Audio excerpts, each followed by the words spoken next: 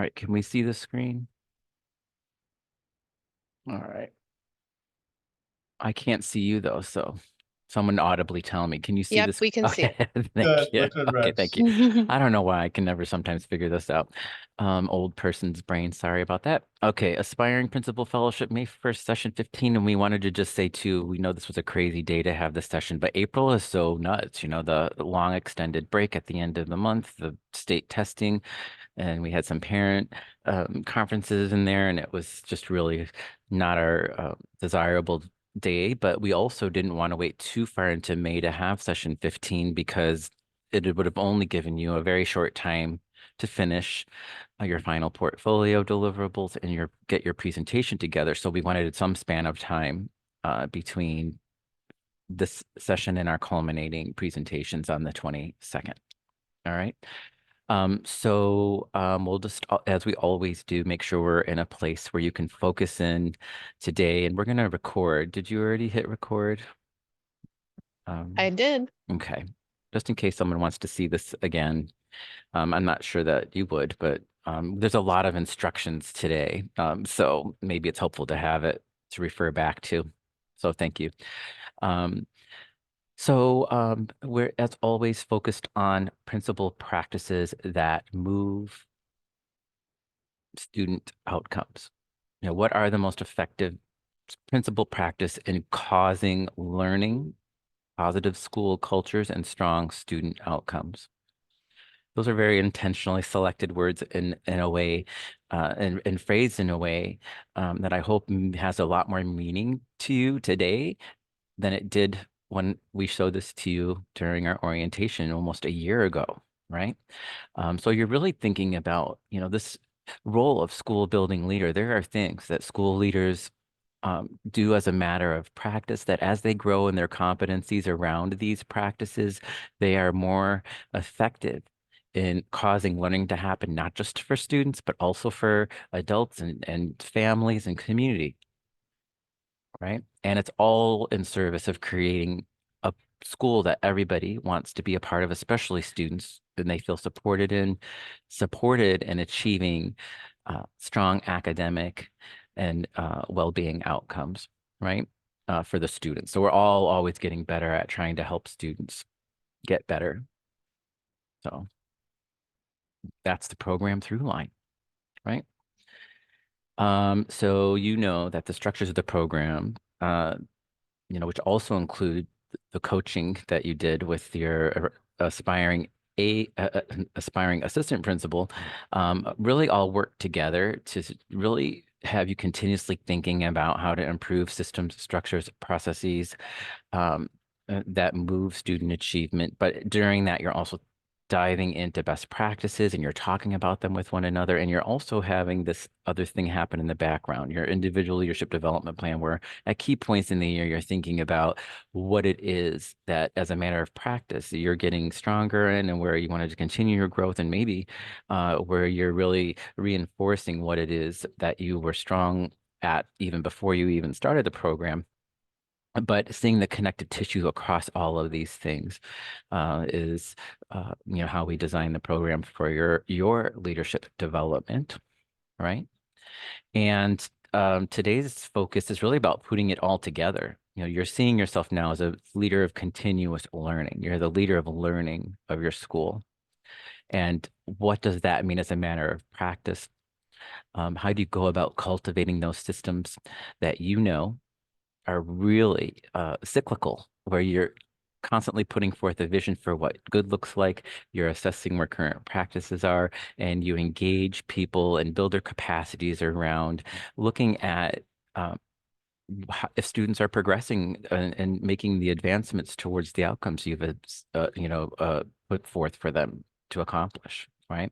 So it takes all practices that we've covered throughout the year to be effective in this. But again, this is really the heart of your presentation. Your final presentation will be you speaking to what you've learned um, in this journey.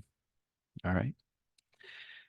So our learning target today is that you should be able to say that you've built capacities to lead improvement efforts, which develop strategies to identify and improve best practices aligned to creating a positive school culture focused on student learning.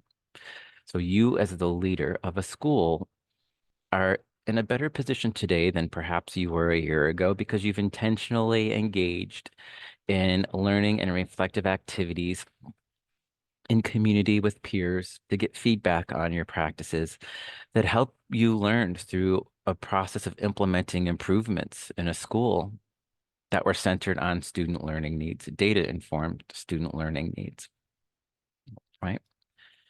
And guiding questions, these are for your core beliefs in general. And so for the final version of your core belief statement, you could just respond to these prompts, or you should think about them even as you're putting together your final presentation, right? So at this point, you have a core belief statement that's you've done a few versions of. If you want to go through and add on to each section that you already have written about, add on some new sections that you didn't, you could go through all the slide decks from on Canvas from previous modules and go to this slide. In every single session, we have guiding questions. These are your core beliefs prompts. You should be able to answer them almost like this is their interview questions, right? In an interview for me, if I was interviewing a school leader, I would ask people to tell me what they've actually done, not so much what they believe, but we always speak from our beliefs when we're talking about what we've done as a matter of practice. So it's good to in your own mindsets make sure you can tap into really what your beliefs are and what expectations follow from that about what others should do and not do to help create positive school cultures and learning environments, right? And so more immediate would be really for you to take stock in this bottom question. What change did you implement over this past year? And you're thinking about improvements you introduced into your school in terms of system structures, processes, and practices that others have engaged in increasingly more effective or efficacious ways. But you're also thinking about your own individual leadership practice development. And maybe you think you didn't make as much progress as you wanted, but maybe you now are able in a better position to see and name the practice and focus your efforts in on surrounding yourself with the people that will help move you forward in that practice, or even advocating for yourself to have experiences that will help you move forward in these practices, right? So thinking about the past year, though, what were the pivotal moments where you learned something about your leadership practice? And what are your key takeaways and next steps in continuing to develop your leadership practice?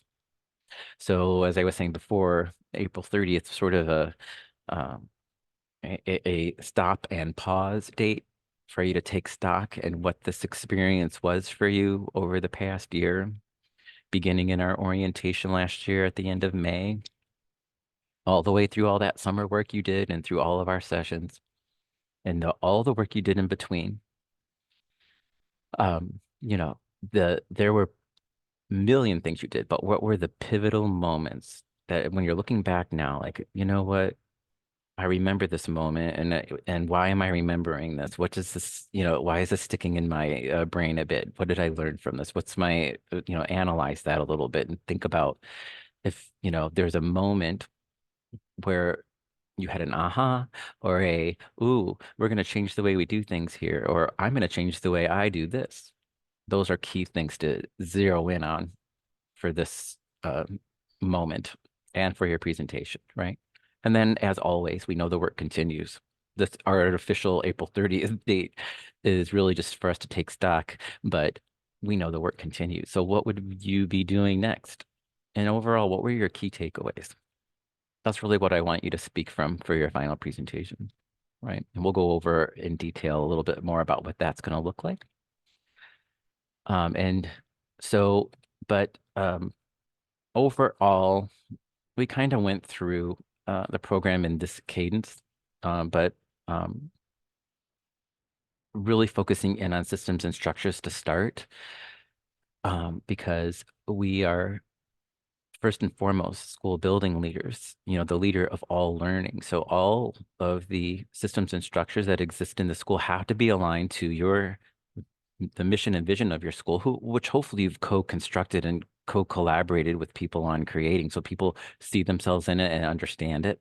But flowing from that are a key set of learning principles that in your school, under your leadership, this is how we honor our mission, how we as the adults in the building and even the students are all engaging and learning so that we can reliably advance student outcomes towards our stated mission.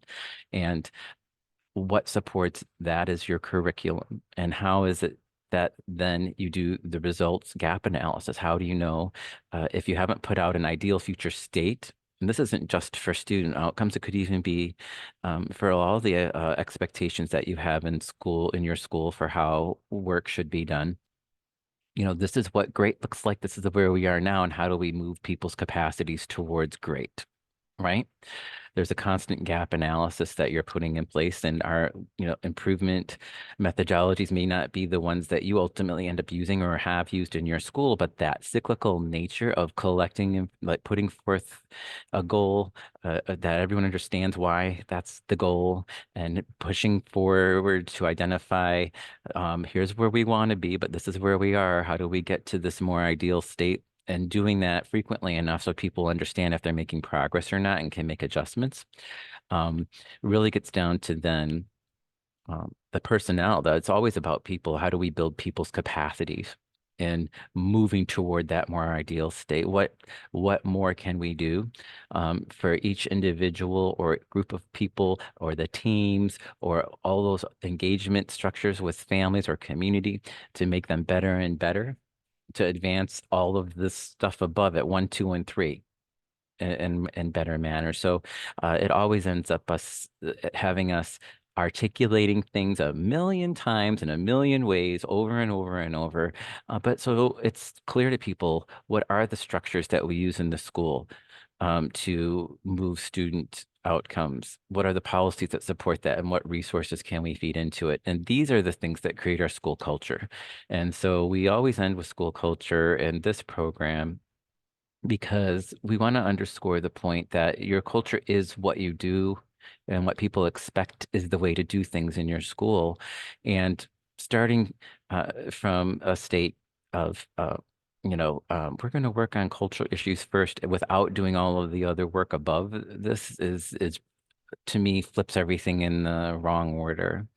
And uh, you know, there are a lot of different like school climate and other types of programs and or initiatives you might implement to help improve certain aspects of the school's environment.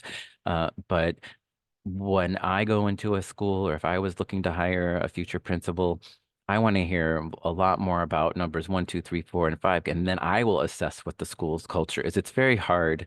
I want to observe the culture. I don't want someone telling me what the culture is, right? And that just underscores our distinction we made in the a content session where we were really talking about that culture can be observed, right? And so, and who is the major driver of all of that? It is the leader. And even though we know that study after study shows that the person that has the most impact on student achievement is the teacher, a high quality teacher who connects well with the students and who students believe can actually teach them that subject and feel respected by that teacher. Um, that's the number one priority for any school leader to ensure is in every classroom. But the second most important role in any school, and some people might argue it's the most important because it's the school leader who has the most impact on teacher quality and the quality of the school's learning environment and all of these structures of a school that you see in this diagram, all of the supports that make schools that function well on a consistent, sustainable basis are attuned to the elements that you see here and understanding how professional capacity and what students' lives are like, not only in the classroom, but outside of the classroom, and how all of the teachers work together to always make sure that they're continuously improving the modalities that students are learning in, the types of assignments, the curriculum, all of those things really requires the leader to be fully present inside of all of these spaces and places and making sure everything's aligned to the mission and vision, right? And all of the structures that have been put in place to move students reliably to the outcomes, those ideal outcomes, right? So that was the journey we took you on throughout the year in terms of our curriculum. And we're hoping you do see yourself now as a person who is ready, willing, and able to be that driver of change, and that you have clear sets of expectations for what outcomes and results you see in all the different aspects of a school's life, and all the structures that go into making a school what a school is, and that you know how to identify and respond to gaps. You know, not that you didn't before, but we're hoping that you could see this year some growth in these areas, right? And that, you know, you understand your role as a capacity builder with students and staff and families and community, right? You're always working towards getting people to understand, this is what we're trying to do here, people. How do you plug into this? In what ways can I help build your capacity to help us deliver this quality learning environment, this positive school culture, this teaching and learning environment, make it better in service to our mission critical outcome goals for kids' learning and well-being, right? And you will always be, as the school leaders, the person who sustains and monitors these systems for continuous improvement. Where it needs your attention most, and where do you need to be, and where can you articulate out what ideal practice looks like in any system or structure. Um, where can you deputize others to be that leader that monitors that? Those types of decisions are decisions that we make oftentimes as a matter of emergence emergency. Sometimes we can be more planful about them, and sometimes, most of the time, it's both. You have to respond to the emergencies, but you can also be planful about the future, right? So you will see in Canvas, and I'll pivot over to that in a minute, that we have created a module that has your final portfolio items listed in it. And you'll also see in today's agenda a listing of like a checklist that you can, if you like to print that out and you like the paper checklist thing, you can just do that as well. A lot of these things you've already done, right? And I'm going to go through the portfolio checklist, and then also we'll go over the culminating presentation. It's just so you know that there is also a Canvas assignment that lays out a much more detailed explanation of the culminating presentation, but I'm going to pivot over to Canvas now to show you where those resources are there. And you will see that you've done a lot of this work already. And so hopefully the lift of all of this stuff, even though it looks like a lot, you're going to be able to say, oh, you know what? I've got this. And that's what we're hoping we share with you today. Um, let's see.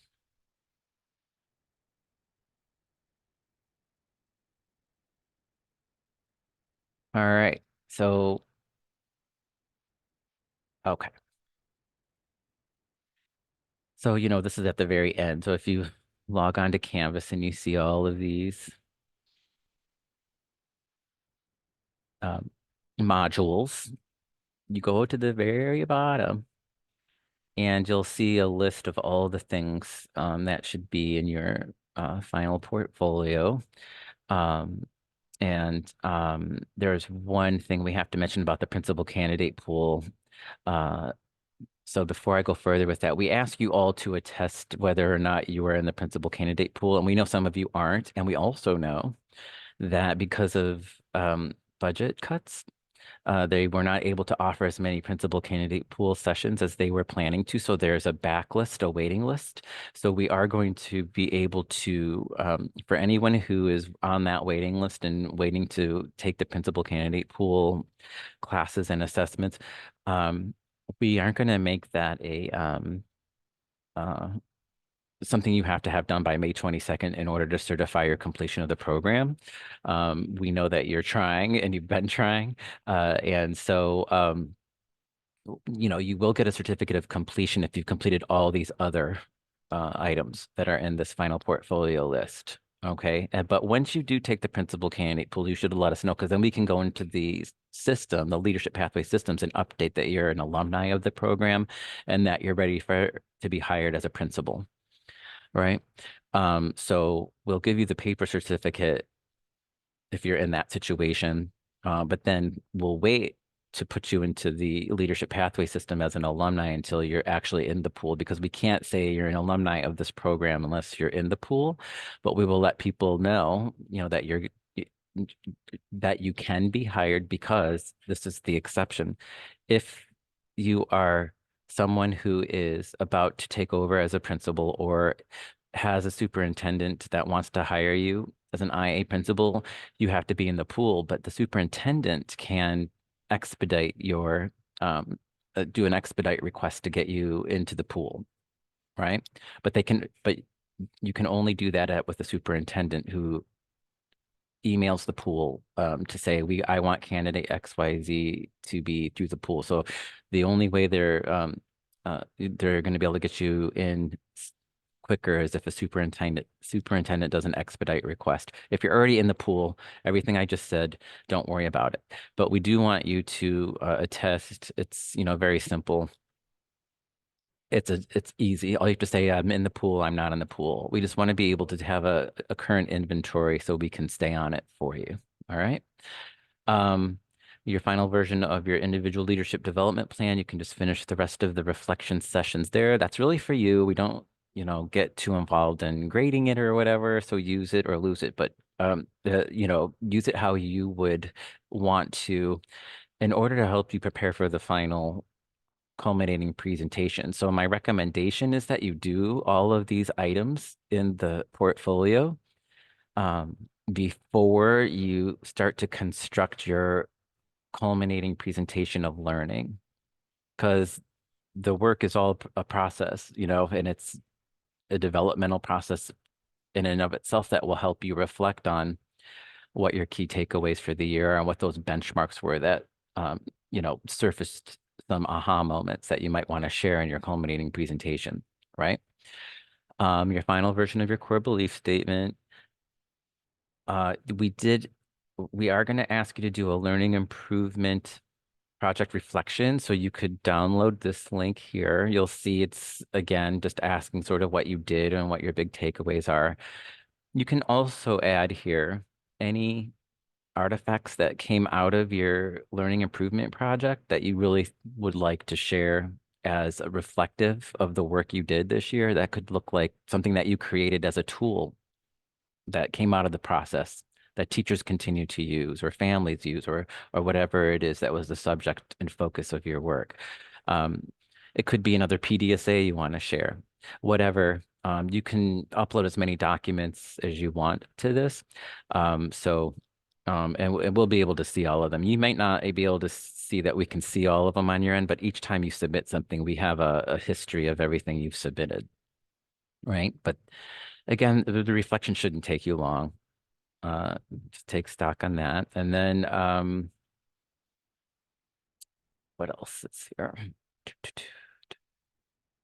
Let's see, the school culture audit. We just want you to do a reflection on it. I'm not sure how far you might have gotten with it, and we didn't ask you to upload anything specific, but you can.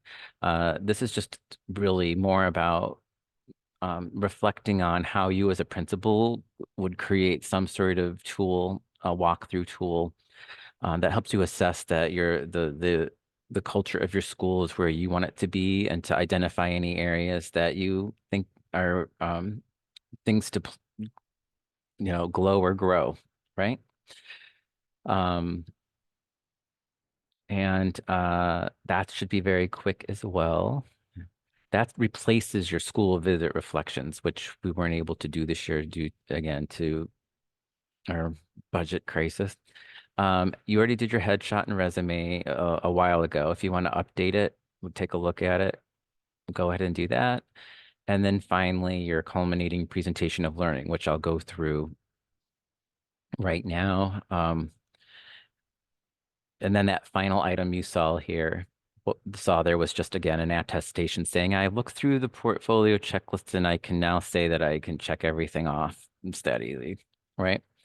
So you'll see a full articulation of the capstone project here, and you can download that and see a lot more of a lengthy description about it.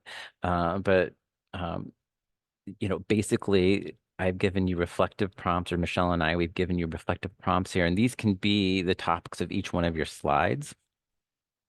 All right, and I'm gonna again now uh, show you something else we did just for you. If you go into session 15 module, there's a blank slide deck for your final presentation here. And you don't have to use this, but we know you're busy and it says a lot what we're asking you to do right now at this time of year, but we also think it's really important for you to think about your work in this way, right? And so here where you'll see the topics of each slide, the match what it was in the project description I was just showing you, right? So you can go in and fill this in. You don't have to do just one slide per topic. You can put multiple things in here. And let this be your guide, and or have a go at it initially and do your reflection work in your portfolio and go back and add to it. However you want to do this is up to you. Remember though, and we'll talk about this in more detail in just a second, but this whole presentation is only 10 minutes long. So you're not up there giving a 30-minute, you're not actually presenting anything other than what your learning intention, your improvement focus was for the year, some key moments along that journey, some of the outcomes, and then your takeaways and next steps, which is how it's structured.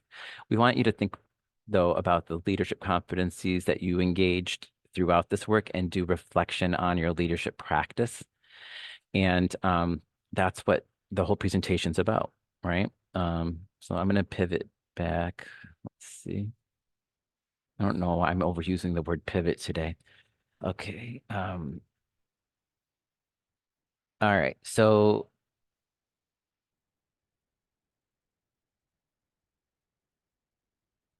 you will see here that those same questions that are on the slide deck, it's 10 minutes. We're asking you to create a slide presentation that you record. So you have to use PowerPoint, which is, if you need any help with that, I'll stay back and answer questions about it a little later. But when you create a PowerPoint slide presentation, you can record your voice on each slide. And I can show you how to do that really quickly for after this session. And for people who already know how to do it, you can, well, you don't have to wait. You don't have to sit through that. But we're asking you to do that by the 13th, May 13th, because Michelle and I would like to review it and give you any feedback before May 22nd's final presentation. We're asking you to do the final presentation live.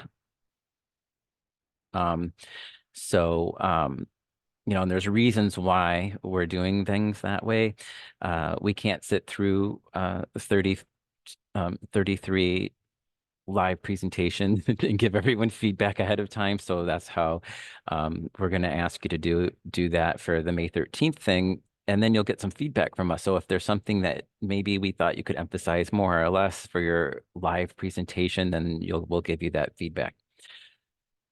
On the 22nd, when you're giving your live presentation, remember it's only 10 minutes. So we'll talk about the structure of that in a minute, but we really want you to be able to really focus your whole presentation on presenting what leadership competencies you felt you grew on this year and what aspects of the program helped move you forward in those competencies, right? So you don't have to pick any specific thing. Most people do talk about their learning improvement project work. It could be some other pathway in the program, which I was went through earlier, right? Um, but we did change the timing a little bit that from what's here, but I'll show you that in a minute. Um, so ignore the timing here, right? But people will be giving you feedback in the live presentation. We'll be giving everyone a link to a form where you can say whoever's in your breakout room, which will be people other than who you've worked with all year. If they feel that your presentation evidenced the following criteria, was it clear, coherent, and comprehensive? You can see the sub bullets here. What was your goal? What was your aim? What were you trying to do? Right. And then did you identify the benchmarks that moved you forward in that work? Were your strategies and all of your steps that were the connective tissues of your improvement work, was there coherence around them? Do you have a coherence takeaway from what you learned from the work and what your next steps might be? And even though it's only 10 minutes, just build in some, uh, uh, the comprehensiveness comes from, was it a data informed process, or did you engage causal analysis? What was your theory of action? All of those things that an audience might be asking to want to hear, so they can understand if there was coherence and clarity in your work, right? And then we want you to include in your presentation program pathways that help move your work forward. And you don't have to do all of them exhaustively. Just pick the ones that were the most meaningful for you and demonstrate that you are aware of what the leadership practices and competency standards require of you as a school leader. Again, not every time, all the time, just the key moments or the ones that stand out to you most being the most relevant to your learning. And also know who your audience is. We want you to, even though you're presenting this to other fellows and anyone else who might be a guest in the room, which might be only one or two other people, faculty members that you may have seen throughout the year, or maybe you haven't. So think of it as an interview, a presentation that you're giving to someone who might hire you as a principal, right? That's your audience for this. All right. And they asked you the question. So what leadership initiatives were you leading this year, and what were you trying to accomplish, and what happened, and what are your key takeaways from that? That's the interview question that you're answering with your presentation. Okay. And then people who are hearing you in your live presentation will be giving you feedback, written feedback on a form that we later send to you. Hopefully by the end of the month of May, you'll get the forms that were filled out. Just be, two, three, four at most. Um, yeah. So, and I can see you asking questions in the chat. Michelle's answering them. But Michelle, did you have anything to add? No, just a question about Google Slides, which is fine. Yeah. And then it appears as though some of the documents in this module are locked to Oh, really? and I can't really figure out why, but we'll take care of it after class. I know it's such a hassle. I don't know. Let me see. When I go into student view, it's not locked for me, but when I go into student view, it is locked, but it's not indicating anywhere that there's anything I can do to Uh, manipulate okay. it's published and everything, so we'll figure it out. Okay. Sorry about that. I don't know why we always have issues with this published stuff in here. Because on my end, it looks like everything's published. But Yeah. if you go in as a student and you try to do it, it'll say that it's locked. I got the screenshots. It's the same thing is Just what now, people are people were seeing. trying like right in this moment. Yeah. And if I go in Um, under student, if I flip my permissions to do Uh-huh. student view, it does the same thing to me. I can't find I the glitch. don't know. All right, we'll We'll figure figure it it out. out. Okay. Probably can't do it live, but we'll figure it out. Thank you for bringing it to our attention. Yeah, It's just not ever, it's, even though we have student view, it still is different for us than it is for you. I don't know why right. that is either. You get what you pay for. And this is And free. this is free, right? Sorry, everybody. Okay. Um, all right. So just let's see what else. Okay, wait a minute. All right. So there's several things that are going to happen not only in the next month for you to wrap up your program experience, but even beyond. So that's what I'll share with you now. But before we go there, I'm going to just say a little bit more about the format of the presentation and then what happens um, after you graduate, after your culminating presentation, and some things that we do to help stay connected to you forever and ever and ever and ever and ever, right? All right. So yeah, so let's see. I'm thinking you can, let's see. Okay. All right. So you know that these are the questions that are really the um, glue of your presentation, and we created that slide deck for you. Hopefully that's one of the things you were able to open, hopefully, and that you can see that this is really the cadence of your presentation. If you want to do something different, that's fine. We're trying to be helpful, not prescriptive, right? Remember, this is you presenting yourself, what you've taken away from this program experience and what you've learned about yourself as a leader and what you've been able to what leadership improve within your workflow, right? In terms of a system structure, practice, or process. And you want your initial, we're going to call it a draft, uploaded by May 13th. So that would be you recording your presentation and uploading it to the assignment on Canvas that's posted. Your actual live presentation will be May 22nd, right? And it'll look like this. So when you arrive online here, it'll be online, of course, you'll be placed in a group. And there'll be 3 rounds of presentations, and you'll stay in that same group for each of the 3 rounds. Obviously, one of the 3 rounds you'll be presenting, and the other 2 you'll be an observer. That also gives feedback, right? So each presentation will only be 10 minutes, and we're really strict about this because, brain science, after 11 minutes, people are going to tune out anyway. And also, if you're not focused on those key topics where we are wanting you to speak to, um, you know, then you're probably going to be adding in a bunch more information that, is important to you, of course, but will make the presentation go longer and not address the core reflective questions we want you to answer in your presentation, right?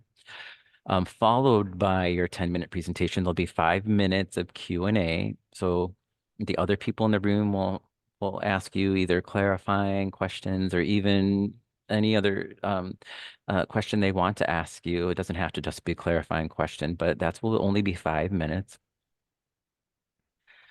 And then you as the presenter are going to keep time for all of these in the room, right?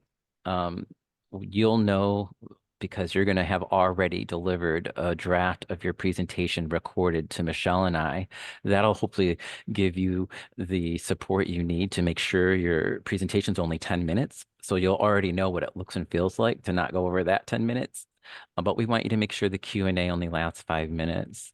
And then you'll have, once the Q&A is end, a chance to let the people in the room know uh, if there's any other thing you would like feedback on that wasn't captured in the rubric that I briefly showed you. Because remember, they're then going to then be given 5 minutes to go and complete the form.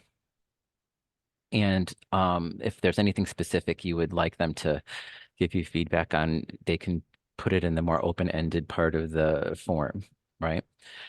And then when people come back from the feedback, completing the feedback form, there'll be a 4-minute discussion, and this is where you just listen. You're the presenter, and remember, you're keeping all the pacing of the time. If you would like to ask someone in the room to help you keep time, that's fine. But the feedback is really just so people have a chance to talk about what it is that they might want to say to you directly while you're all in the room together about feedback they might have for you. It could just be a natural conversation also. And then you all take a break for 5 minutes while the next presenter gets ready to queue up their presentation and a little bio break or whatever, right? And it's a 30-minute process. All right. Let's see what's next. And then we'll take questions in a second. But again, this was in the project description that I just showed you on Canvas. It, so, if you want to see, it's maybe easier to see it this way. But when you are an observer, you're really just looking to see that these things were evidenced. And again, you could think of yourself as a principal who might hire this person, or a superintendent who might hire this person as a principal, right? And so this is just things you're listening for. Does it sound like this person has a clear, coherent idea and that they're addressing in a comprehensive way that signals to me their readiness to be a principal? Either it's not evidence, partially evidence, or evidence well. You don't have to get all in the weeds behind distinguishing what is evidenced versus partially evidenced.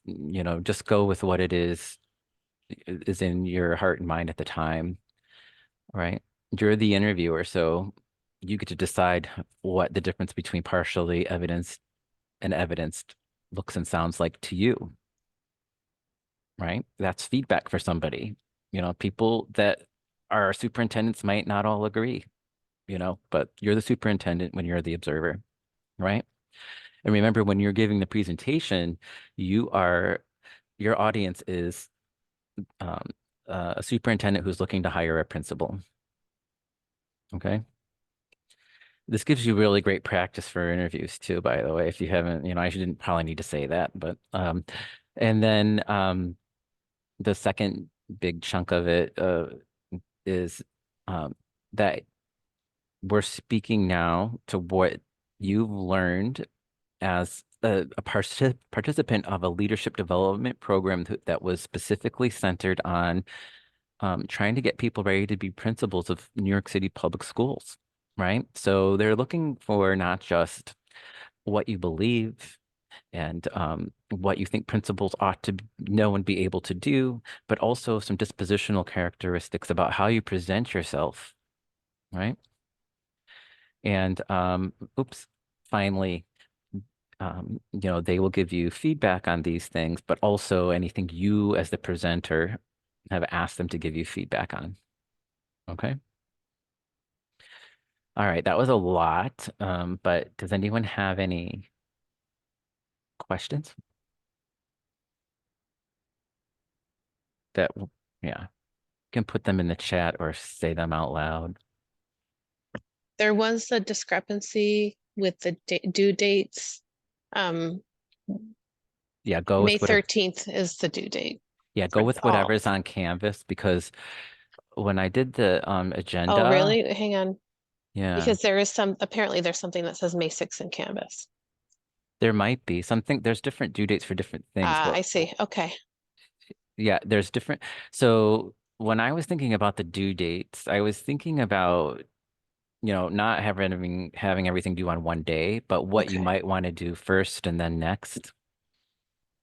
Do you see what I'm saying? Yeah. But if you follow my suggestion to do all the portfolio work first, Mm-hmm.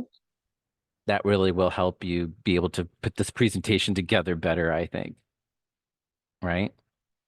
It's my opinion. I mean, I'm not gonna but you do you, but we do really want the culminating presentation draft for you to have that in Canvas by May 13th because Michelle and I have to then watch I'm sorry, what kind of language am I using? That was horrible. That was like a swear word. Michelle and I get the opportunity to watch your presentations and give feedback on them. So it'll take us time to do that. and we're also interviewing people for next year's programs and onboarding the next cohort and doing all the other things we do. So if, you know, you don't have it in by May 13th, it's gonna, don't mess with the system or the system will mess with you, is what I have to tell you on that one. All right. So just do your best, and it doesn't have to be perfect. We know it's the draft. And the other thing I would say is this, that will be part of your final portfolio, that recorded presentation that you put in there. So remember, from that point, you're going to get feedback from Michelle or I, and then also you're going to have given your live presentation, and then by the end of May, you'll get feedback, written feedback from your presentation. So if you then want to redo your presentation and re-upload it to Canvas. Canvas for this cohort will be open through the end of June. You can go ahead and just upload a revised version of it, and we may look at those in the future and possibly share them with potential hiring managers who might be interested in knowing more about you. Okay. So um, if you absolutely do not want us to share your presentation, you should go into Canvas, the comments section, and say, please don't ever share this. But um, that doesn't mean we won't.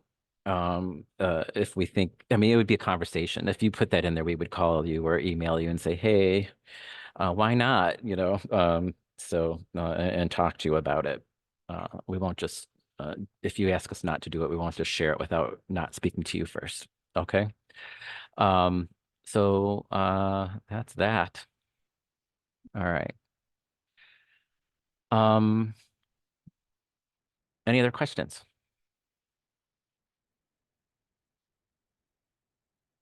Okay. I know you guys look a little bit petrified right now. Some of you, I'm sorry, some of you look very happy and calm though. How are we doing? Okay. All right.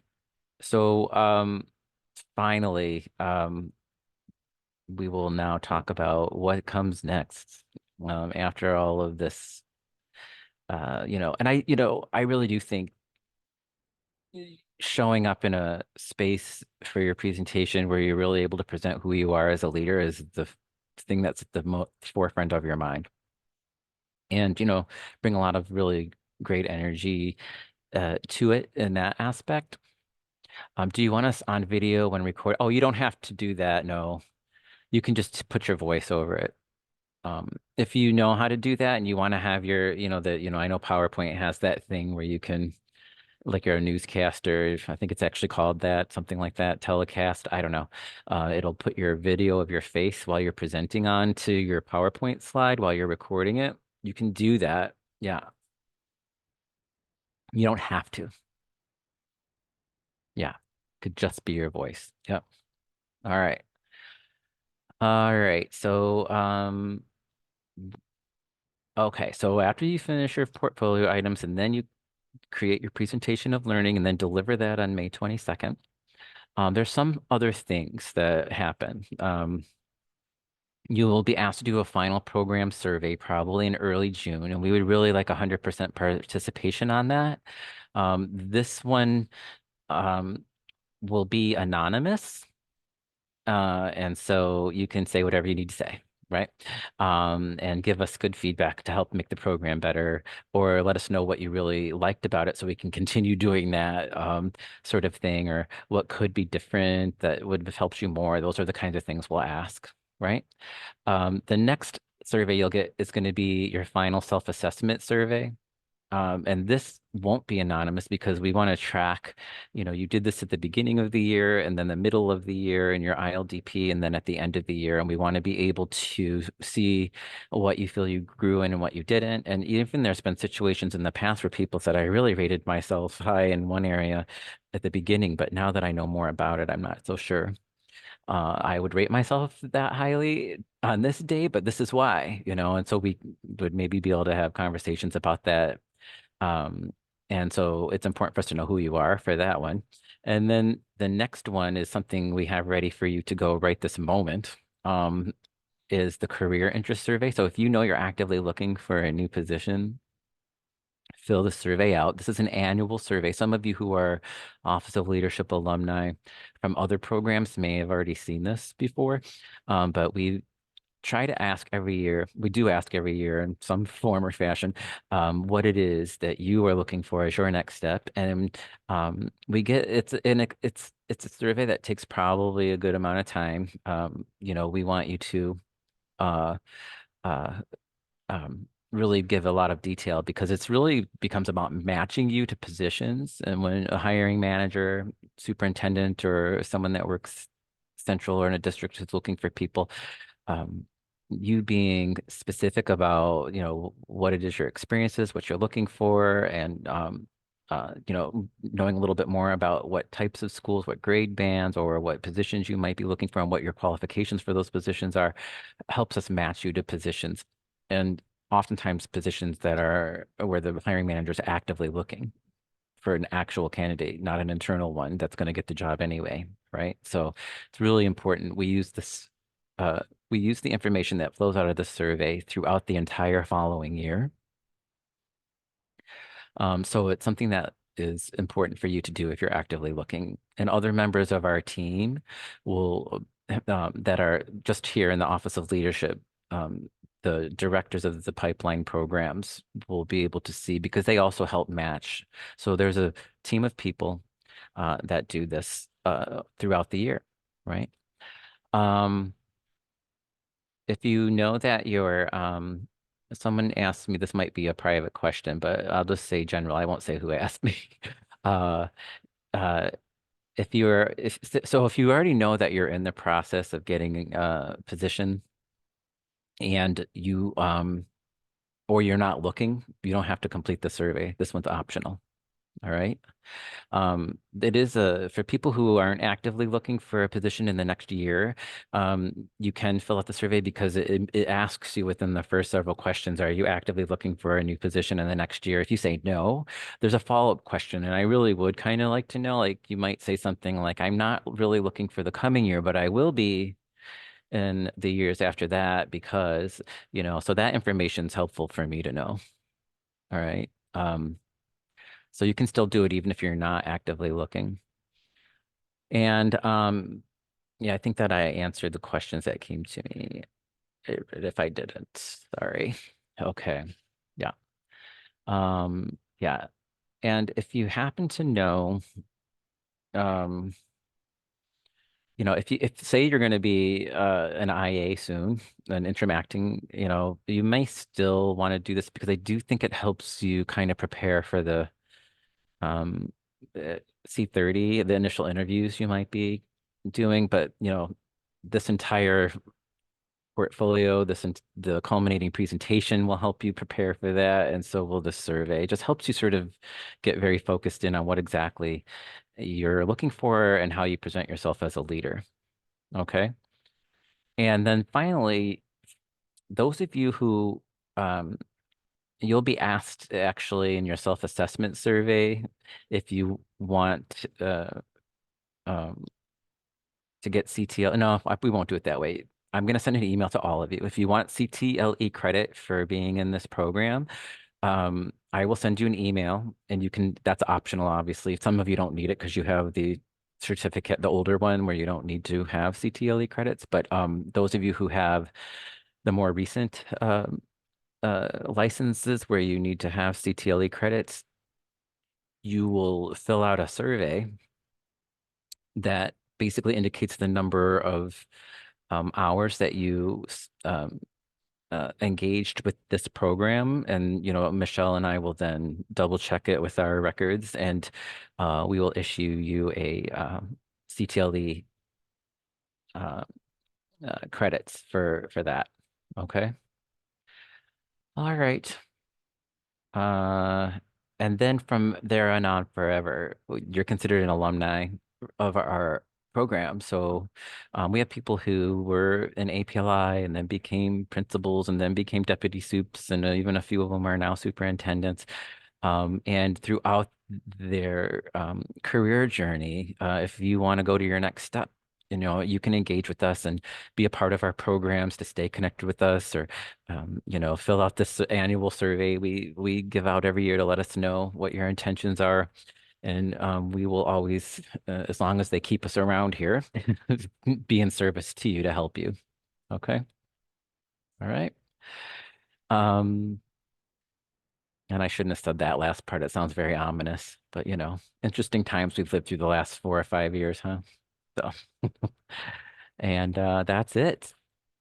And I will stay on to help people if anyone wants me to show how to record on PowerPoint and answer any other questions, but that's it, right? And so we won't see you until the culminating presentation.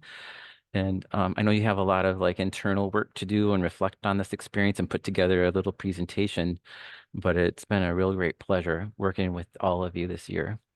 And hope we stay connected. And I'll probably say this all over again on the 22nd, but it really was a wonderful year. Thank you.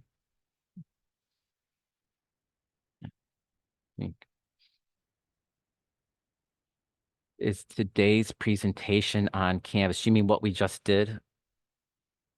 What do you mean? Oh, yeah. You mean the slide deck? Yes. Sorry. Thank you. Yep. Thank you, Alicia. It is. It already is there, and I'm hoping you can open it. I'm not sure why some things are opening for people and others aren't. I really, it vexes me. Uh, we're recording today too because um, there were so many instructions with it. If you wanted to rewatch today, I don't know, you could fast forward to the parts you want, obviously, right?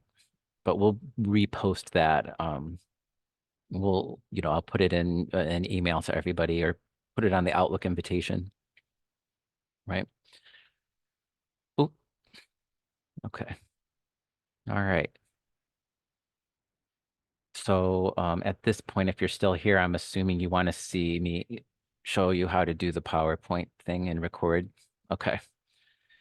Um, or you just love to hear my voice and see me on camera, whichever one. All right. I won't ask. Okay. Let's see. Uh, okay. Let's see. Let's see.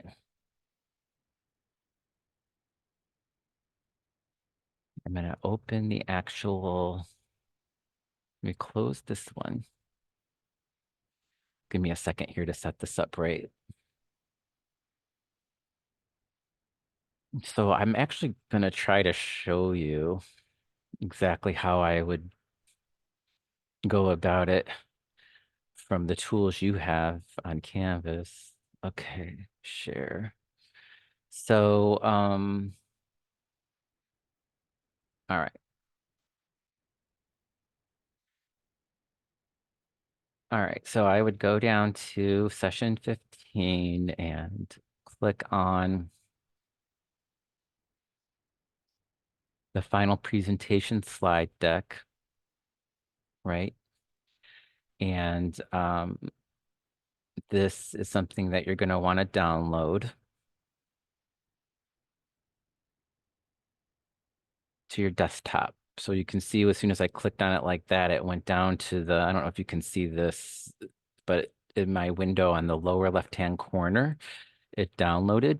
It might also have just downloaded depending on your computer. You have your download file. And so now I'm going to move it onto my desktop. So then I'll share with you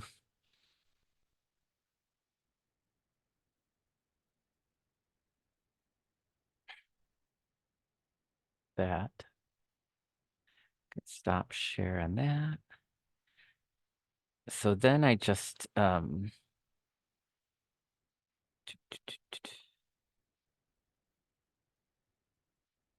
gonna open it from my desktop.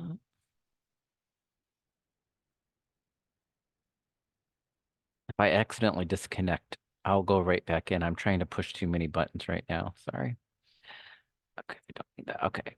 So that slide deck that I just downloaded, I'm opening it. I opened it on my screen and now I'm gonna share that.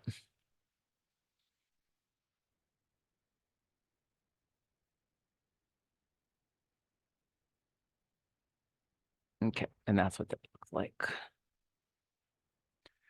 So you're gonna click enable editing,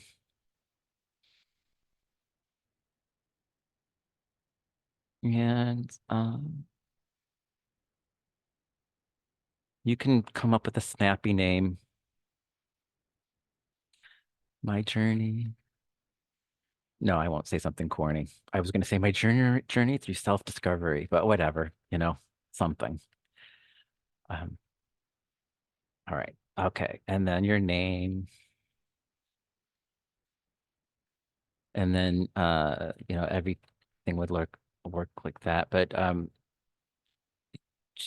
I was gonna show you at the very back, you can delete this, but if there's any image here that you'd want to grab and copy and bring to any other slide, you can do that. Like it's like a sandbox, but and you have designer over here that can help you make things look a little more interesting if you have that activated here.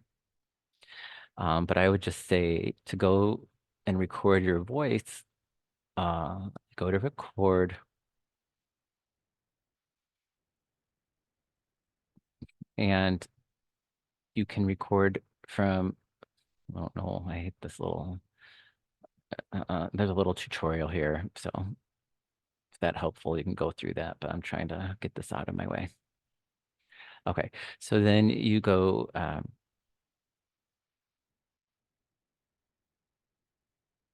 either from the beginning or from a current slide. You can do them one by one. So I usually kind of just do the current slide if you and do them one at a time. I don't know if it disappeared on you or not, but I'll,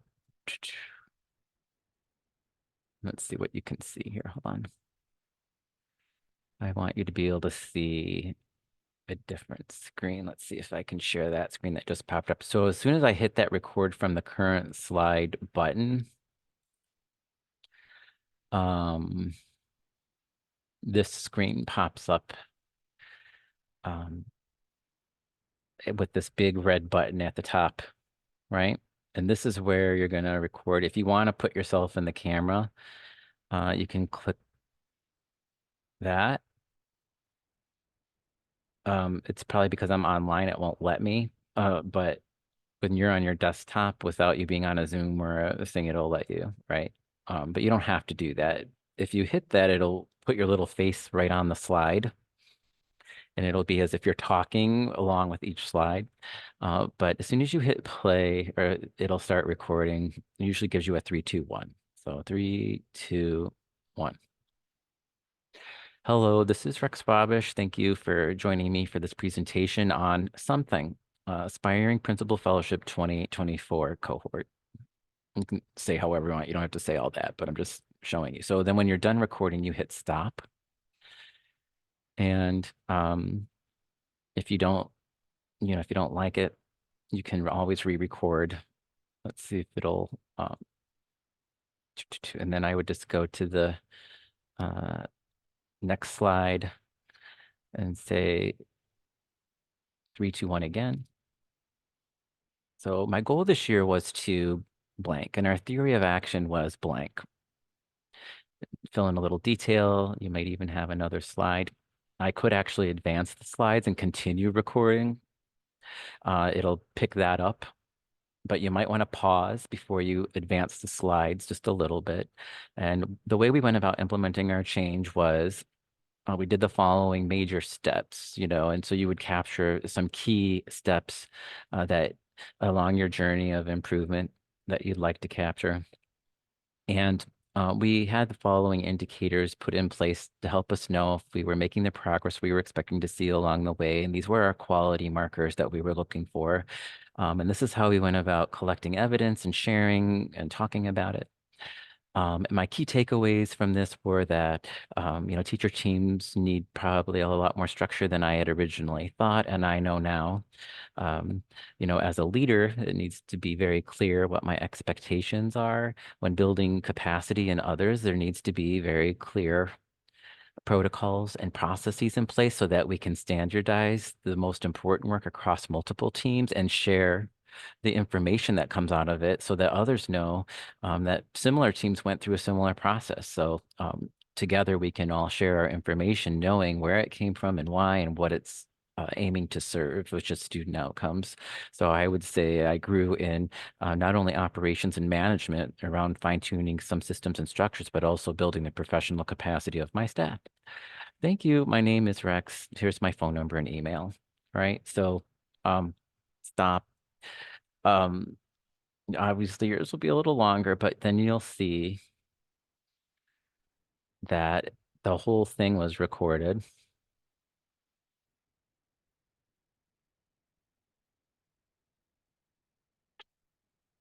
And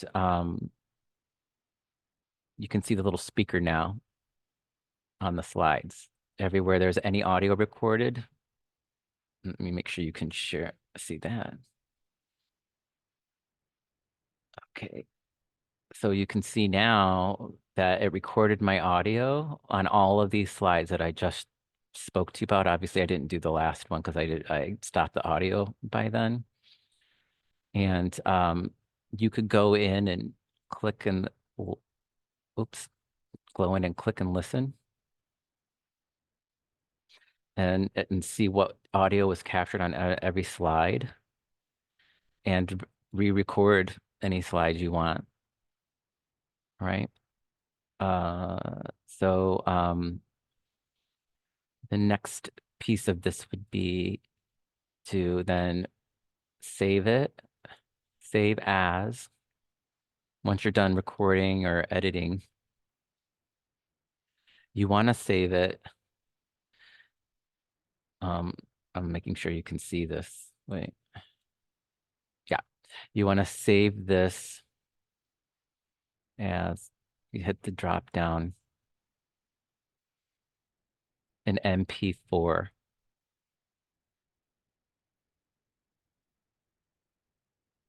And that's what will be the most stable file format for you to upload into Canvas. And, it takes a little time, but that's it. So, hopefully that was helpful. Does anyone have any questions or, yeah, oh, you're welcome. Rex? Yes. Yep. So, hi, it's Georgia. Hi, So you Georgia. said basically don't save it as a regular PowerPoint, save it as an MP4. Yeah, you can save it as a regular PowerPoint on your own desktop for you to go back and manipulate, but just for the purposes of sharing it with someone else or us on Canvas, to save it as an MP4. Yeah, Okay, got it. Thank yeah, you. yeah. I mean, if you save it as just a regular file, that's fine. But you know what else? Um, it won't matter so much to us really, as long as we can open it. But if you ever want to save any recorded presentations you do on like YouTube, you have your own YouTube channel. Everybody does. If you work for the DOE, you could use your DOE email to log into YouTube, right? And will upload your own recorded videos, and it will require you to do an MP4 form. There's only a few formats YouTube takes. MP4, I think MOV, maybe one other. I don't know. But it's just a few. So MP4 though is the most universal format to upload to most platforms. Rex, Yes. hey, I followed Yeah. you pretty much all the way until the end. Like, how am I Okay. saving this Welcome. again? Can you go over the saving, please? Yeah. Mm-hmm. Yep. So I went to file. Wait, let me see. Are you seeing? Oh yeah. Can you see me hit file? Oh, yeah. Yes, I Yeah. can see. And then I hit save as. And then up here, or hopefully your environment will look similar. There'll be a Yeah, drop down Rex, arrow. Rex, go back to that again because that's the piece. I think I might have a different version of PowerPoint. So Go you back to where make you when you mm-hmm. hit save as. Okay, I'll go. Let's see. You might need to update your PowerPoint. Let's see. So you Um went to where did you go to? File Yeah, I that don't have immediately file. pops up. I don't have file. I have home. Wait, are you actually on your PowerPoint slide deck? Yeah, I'm on at my PowerPoint right there. And you don't have the word file to the left. Maybe it bounced No, off your screen somehow. no, I don't, it's home, insert, drawer. I don't have a file. Wait, minimize your screen, like make it smaller like that. Yeah, this is odd. I don't have it. You don't have file? No.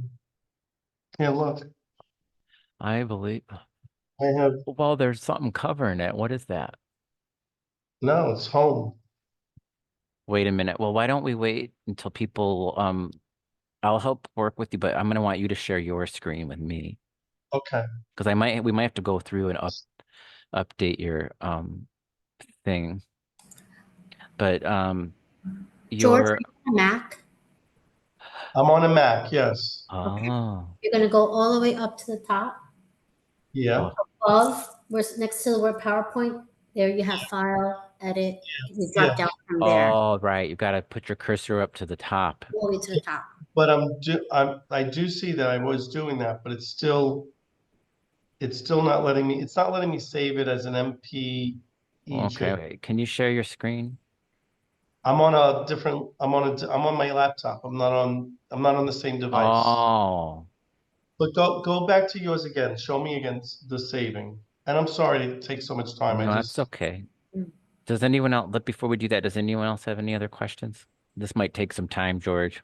yeah, that's fine. Okay. All right. Unless people want to see George. Okay. Well, wait. Okay. Thank you. You're welcome, Maria. And thank you, Claudia, for helping. All right. Oh, wait. George, put your computer screen up to your camera again so I can see it. Wait, it's okay. And wait, talk for me. Say something. Can you hear me? Yeah. So you see where it says file up at the very top next to the word PowerPoint? Click on that, it'll let me save it. It doesn't? No, it will. It will if I do it that way. Well, But then that's the way you got to do it. I didn't see, like, if you The- show me your screen again, because I'm following, and this, Oh, if it didn't give you the save as option? Is that what you're saying? I gotta Oh, save wait. this. Did you enable editing on that? Yeah, but now I come to this screen, Okay. Oh, it goes right to that? goes to that. It doesn't give me the options that you're saying. And I don't, Oh, I go to, um, wait, I might have to have you log in on it so I can really help you. let me log in on this Yeah, device. log in on that device. I have a Mac at home. I might have to go figure it out there. But I always do this at home on my Mac, almost more even than I do on my work desktop. So Well, I am, it's possible, just so you know. Uh,